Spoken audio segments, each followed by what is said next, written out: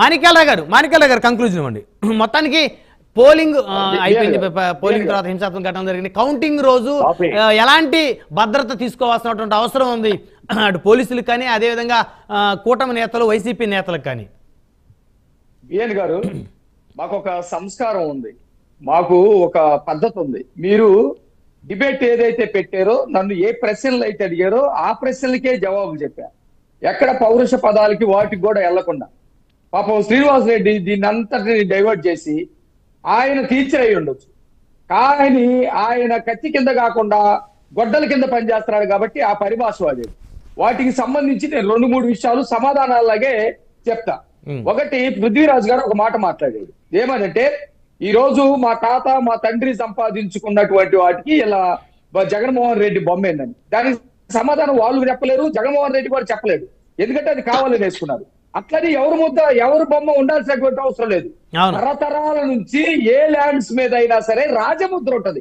ఆంధ్రప్రదేశ్ కు సంబంధించినటువంటి ఎంలం ఉంటది, ఆ ఎంలం ఉండాలా. దాన్ని తీసేసి ఇలా బొమ్మ వేసుకోవడం ఏంది? అది ప్రజలు హర్షిస్తారా? జగన్మోహన్ రెడ్డి మా తాతకు పుట్టాడు, లేకపోతే మా బాబుకు పుట్టాడు, అందుకని మా ఆస్తి ఇస్తున్నాడని చెప్పేసి జగన్మోహన్ రెడ్డి బొమ్మ వేసుకుంటే వాళ్ళు సంతోషపడతారా? అది ఒక దెబ్బే కదా. రెండోది, జబర్దస్త్ టీం అని చెప్పేసి వాళ్ళని అవమానకరంగా మాట్లాడారు. ఆ టీంకి జడ్జిమెంట్ ఎవరు ఇచ్చేదే? ఆ రోజాని ఎందుకు తిట్టరు?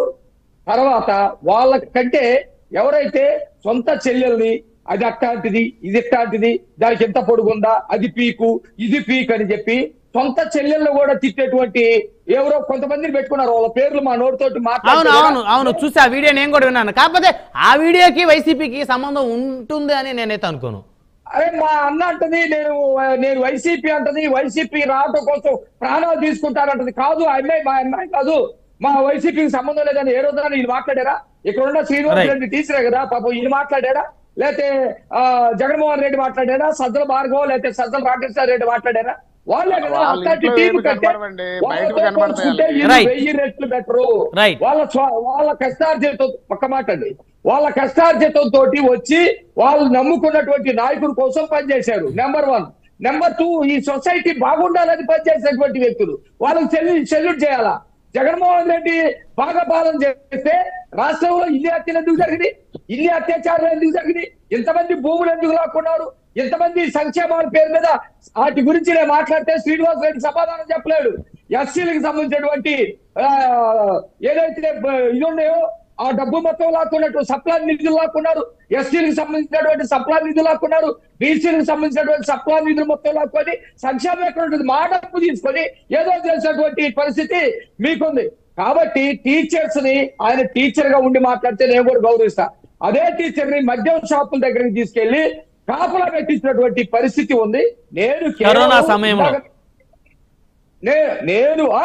నేను కేవలం మీరు అడిగినటువంటి ప్రశ్నలకే జవాబు చెప్పా. నేనేం మాట్లాడానంటే, శ్రీనివాస్ రెడ్డి గారు ఒక మాట మాట్లాడారు. సోదరుడు జనసేనకు సంబంధించినటువంటి నాయకుడు రాజశేఖర్ రెడ్డి గారు వాళ్ళ కొడుకుని ఉంటాడని అన్నాడు. నువ్వు చూసేవా అన్నాడు. మమ్మల్ని ఇందాక ఏమన్నాడంటే, అయినా పొండ్రా అని బీజేపీ వాళ్ళంటే మేము వెళ్ళామంట. నువ్వు వెళ్ళి చూసావా? ఏ పక్కలో నుంచి చూసా పొండ్రా అన్నప్పుడు? మేము పొత్తు పెట్టుకున్నాం. రాజకీయ పార్టీ పొత్తు పెట్టుకోవడం అనేది రాజ్యాంగపరమైనటువంటి అంశం. అంటే శ్రీనివాస్ రెడ్డి గారి ఇంటెన్సిటీ అలా చెప్తా ఉన్నారు. అంటే అలా జరిగింది అని కాదు, వాళ్ళు వద్దు అన్నారు అనే దాన్ని కొంచెం పరుష పదజాలం చెప్పారు అంతే.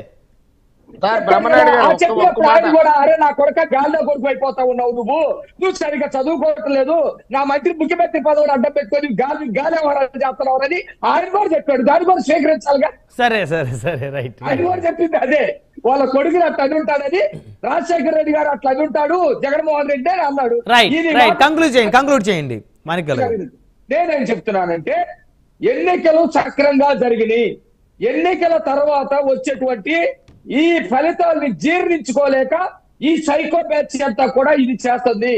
రాష్ట్రంలో ప్రజలు అన్ని రకాల ప్రజలు చైతన్యవంతులయ్యారు. రాష్ట్రంలో ఉన్న ప్రజలందరూ కూడా జగన్మోహన్ రెడ్డి బాధితులే. అది మద్యం బాధితులా, లేకపోతే భూమి బాధితులా, సంక్షేమ బాధితులా, కేసు బాధితులా, ఏదో ఒకటి, మొత్తం బాధితులే. ఈ బాధితులంతా కలిసి జగన్మోహన్ రెడ్డిని తన్ని తరవడానికి సిద్ధపడినటువంటి ఓట్లేశారు. రేపు 4వ తారీఖు తర్వాత ఖచ్చితంగా ప్రజాప్రభుత్వం వస్తుంది.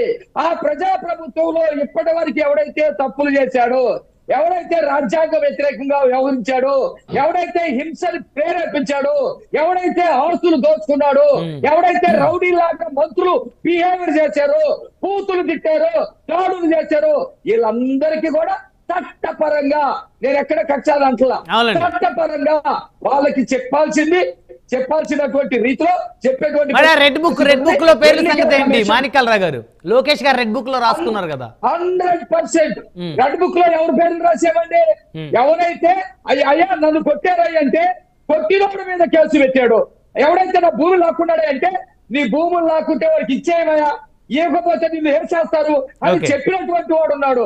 ఎవడైతే చావుకు గురయ్యి నా బిడ్డను చంపేశారని చెబితే నీ బిడ్డను చంపిన వాళ్ళు చాలా గొప్ప వాళ్ళు, నువ్వు కనుక కేసు పెడితే నిన్ను కూడా చంపుతారని ఉచిత సలహాలు ఇచ్చి వాళ్ళ దుర్వినియోగం చేశారు. వాళ్ళ పేర్లన్నీ ఉన్నాయి. అట్లాగే శ్రీనివాస్ రెడ్డి గారు కూడా చాలా పాప టీచరు, అసలైన టీచర్ లాగా ఉంటే బాగుంటది. వైసీపీ కనుక ఉంటే నువ్వు పెళ్లి బదులు చిన్న గొడ్డల జేబులో పెట్టుకొని తిరగాల్సి వస్తుంది. రైట్, శ్రీనివాస్ రెడ్డి గారు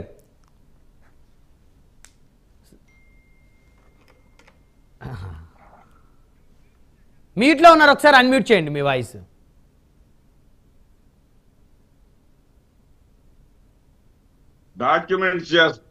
డాక్యుమెంట్స్ మీద వీళ్ళు చేస్తున్న తప్పుడు ప్రచారం. ఇది 3 నెలల క్రితం నేను కొన్న ఎసెట్. ఓకే, నా బిడ్డ కోసం కొన్నా. ఓకే, ఎవరి ఫోటోలు ఉన్నాయండి? నా బిడ్డ పైన ఫోటో, కింద ఫోటో నాది. జగన్మోహన్ రెడ్డి ఫోటో ఉంది ఇక్కడ. నోటికొచ్చినట్టు మాట్లాడటం కాదండి, నోటికొచ్చినట్టు మాట్లాడటం కాదు. అక్కడ ఏంటంటే ల్యాండ్ టైటిలింగ్ మీద వీళ్ళు ఏదో చేసాం. పాపం ఆయన చాలా అమాయకుడు, చాలా మంచివాడు, మంచి స్నేహితుడు నాకు. అందుకని ఆయన రెడ్డి గారు అని నన్ను సంబోధించాడు. ఎవరు? మన మాణిక్యాలరావు గారు, పృథ్వీ గారు. ఓకే ఓకే, ఆమె ఇద్దరం కలిసి ఢిల్లీలో తిరిగాం. మీరు గతంలో ఇద్దరు ఒకే పార్టీలో కూడా ఉన్నారు కదా, పనిచేశారు కదా. అందుకని ఆయన కొద్దిగా అమాయకత్వంతో మాట్లాడాడు. ల్యాండ్ టైటిలింగ్ గురించి మీరు మాట్లాడమంటేనే, ల్యాండ్ టైటిలింగ్ అంశాన్ని గురించి మాట్లాడము అంటేనే నేను వస్తానని అమిత్ షా గారు చెప్పాడు. చివరి 2 సభలు రద్దు చేసుకున్నాడు. ల్యాండ్ టైటిలింగ్ అనేది ఇన్సూరెన్స్ ఇస్తుందండి, భద్రత కల్పిస్తుందండి వ్యక్తికి. ప్రతి ప్రాపర్టీని కూడా ఎవడు కూడా వచ్చి కబ్జా చేయకుండా భద్రత కల్పించేటటువంటిది ఒకటి. దాని మీద వీళ్ళు చేసిన ప్రచారాలు శ్రీనివాస్ రెడ్డి గారు సమయం తక్కువ, కంక్లూజన్ ఇవ్వండి. మొత్తాన్ని చూస్తే ఇప్పుడు కౌంటింగ్ రోజు ఎలాంటి చర్యలు తీసుకుంటే బాగుంటుంది? ఉద్యోగస్తులు గుద్దారన్నారు కదా, 4,44,000 మంది ఉద్యోగస్తులు ఓట్లు వేశారండి. వీళ్ళు జనసేన టీడీపీ వాళ్ళు సిగ్గుతో తలదించుకోవాలా. ఎందుకంటే జగన్మోహన్ రెడ్డి గారు ముఖ్యమంత్రి అయిన తర్వాత ఒక్క ఉద్యోగం రాలేదన్నారే, అప్పుడు 2,38,000 మంది ఉద్యోగస్తులు ఉంది. ఈ రోజున 4,44,000 మంది ఉద్యోగస్తులు వేశారు. ఈ 4,44,000 మంది ఉద్యోగస్తులు ఎక్కడి నుంచి వచ్చారు అంటే వీళ్ళు విష ప్రచారం, ఎంత తప్పుడు ప్రచారం చేశారో అర్థమవుతుంది. అమ్మఒడి ఒక్కరికిస్తేనే నానబొడ్డి అన్నారు. ఒకసారి మాణిక్యాలరావు గారు జూమ్ చేయండి. కనిపిస్తుంది మాణిక్యాలరావు గారు, జగన్మోహన్ రెడ్డి గారి బొమ్మ కనిపిస్తుంది. నాకున్న 2.5 ఎకరాల రొయ్యల చెరువుకి జగన్మోహన్ రెడ్డి ఇచ్చినటువంటి డాక్యుమెంట్. ఎన్ని రోజుల క్రితం తీసుకున్నారు ఆ డాక్యుమెంట్ మీరు? నేను తీసుకొని ఇది 3 నెలలు. ఓకే, ఆయన ఏదో చూపిస్తున్నాడు కదా, నేను ఇది లోపల దాచిపెట్టా, ఈయన ముఖం చూడకూడదని ఎక్కడో పక్కన పడేసి ఇప్పుడు తీపిచ్చా మళ్ళీ. రైట్ ఇదిగోండి, కనబడుతుందా? ఇదే విధంగా పాస్బుక్ లో చంద్రబాబు నాయుడు ఫోటో లేదా? ముఖ్యమంత్రిగా ఉన్నప్పుడు చంద్రబాబు నాయుడు ఫోటో పాస్బుక్ లో ఉందా లేదా? మాణిక్యాలరావు గారు, చంద్రబాబు నాయుడు గారి ఫోటో పాస్బుక్ లో ఉందా లేదా?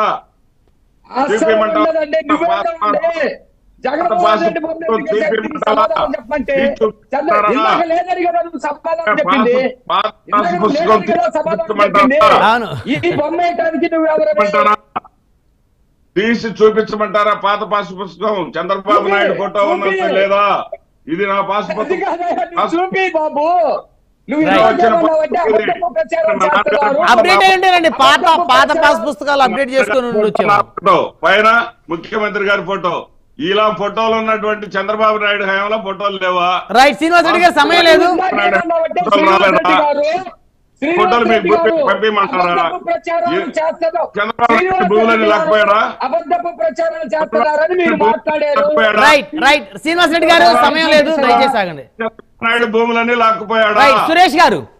చంద్రబాబు నాయుడు ఇవన్నీ ఫోటోలు దాని మీద సపరేట్ డిబేట్ పెడదాం. ల్యాండ్ టైటిలింగ్ యాక్ట్ గురించి సార్ అందులో చట్టం సర్వే చేయడం మంచిదే, కొత్తగా డాక్యుమెంట్ సర్వేస్ ఇవ్వడం మంచిదే. అందులో కొన్ని లోపాలు ఉన్నాయి, అదే చెప్తాను. ఏదైతే వైసీపీ గుండాలు రేపు భూమి ఆకలితో ఉన్న వాళ్ళు లాక్కోవడానికి కావాల్సిన వెసులుబాటు అందులో పెట్టారు. ఇదేదో కేంద్ర ప్రభుత్వం ఉందని అంటారు, కానీ మన రాష్ట్రం ఒకటే చేసింది ఈ చట్టం. అందులో ప్రధానమైన అంశాలు ఉన్నాయి, లోపాలు. దాన్ని ఇప్పుడు పక్కన పెట్టండి సార్. ప్రధానంగా రేపు 4వ తారీఖు నాడు ప్రభుత్వాలు మారబోతున్నాయి. ఓకే కానీ ఎవరైనా ఏ నాయకులైనా రేపు వచ్చేటప్పుడు పోలీసులు పనిచేసే విధంగానే ఉండాలి. రైట్ పోలీసులు ఉద్యోగాలు ఉంటదండి, ఒక 45, 55 అలా ఉంటది.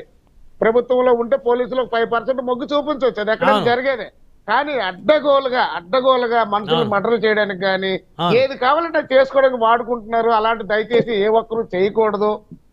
చుట్టం ఎవరికి కాకూడదు. డబ్బున్నోడికి డబ్బు లేనోడికి మా కళ్యాణ్ గారు ఏదైతే చెప్తారో వ్యవస్థలు అనేవి సక్రమంగా పనిచేయాలి.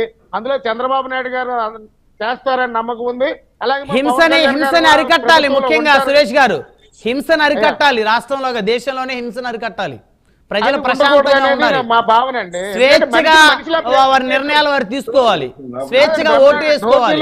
ఏంటండి అక్కన ఎవడో ఏదో అన్నాడంటే అగ్గేటి తగలెట్టడం ఏంటండి? డాక్టర్ మాస్క్ అడిగిన రోడ్ల మీద చంపడం ఏంటండి? ఇంత అన్యాయాలు ఎప్పుడు చూడలేదు సార్. నిజంగా చెప్తాను, ఈ 5 సంవత్సరాలు జరిగింది కాబట్టి.